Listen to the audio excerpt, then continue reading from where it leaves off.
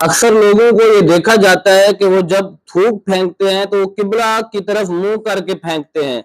تو یاد رکھیں یہ بہت بڑا گناہ ہے، حرام ہے۔ اگر آپ کسی کو دیکھ رہے ہوں کہ وہ قبلہ کی طرف منہ کر کے تھوک پھینک رہا ہو تو اسے منع کریں، روکیں، کیونکہ نبی اکرم صلی اللہ علیہ وسلم نے لوگوں کو منع فرمایا، روکا۔ حضور اکرم صلی اللہ علیہ وسلم کی حدیث مبارکہ ہے، آپ علیہ الصلوۃ والسلام نے ارشاد فرمایا کہ جو بندہ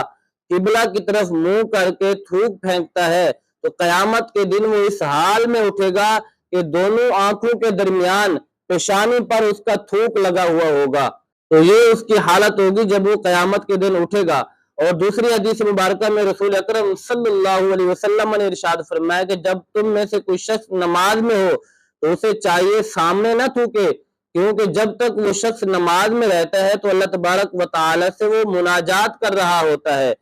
اللہ تبارک و تعالی سے ہم کلام ہوتا ہے۔ تو یاد رکھیں نماز میں بھی سامنے تھوکنا منع ہے، یعنی قبلہ کی طرف منہ کر کے، اور نماز کے علاوہ بھی یہی حکم ہے کہ اگر آپ قبلہ کی طرف منہ کر کے تھوک پھینکو گے تو یہ گناہ کبیرہ ہے، سخت گناہ ہے، حرام ہے۔ ہاں اگر آپ نے تھوک پھینکنی ہے تو بائیں طرف پھینکیں یا پھر